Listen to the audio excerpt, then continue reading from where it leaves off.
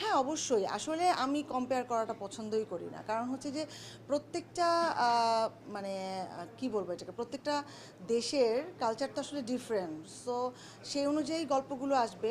হ্যাঁ, আর টেকনিক্যাল সাইডে আসলে যেটা ওরা তো অনেক দিন যাবত ওদের ইন্ডাস্ট্রি অনেক রিচ একটা জায়গায় পৌঁছেছে। সেই জায়গা থেকে আমরা হয়তো এখন আস্তে আস্তে ওই জায়গাটায় যাওয়ার চেষ্টা করছি।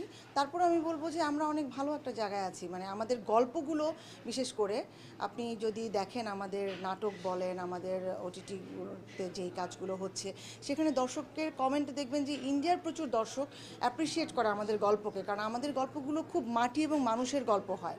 মানে একদম অরিজিনাল, মানে ফেক মনে হবে না আপনার গল্পটা। মনে হবে যে হ্যাঁ, এটা তো আমি মনে হয় কালকেই পাশের বাসার এরকম একটা ক্যারেক্টার দেখেছি, বা আমি যখন গ্রামে গিয়েছিলাম তখন তো আমি এরকম দুটো ক্যারেক্টার দেখেছি। যে কারণে হয় কি যে সবাই খুব রিলেট করতে পারে আমাদের গল্পের সাথে, আমার কাছে মনে হয়।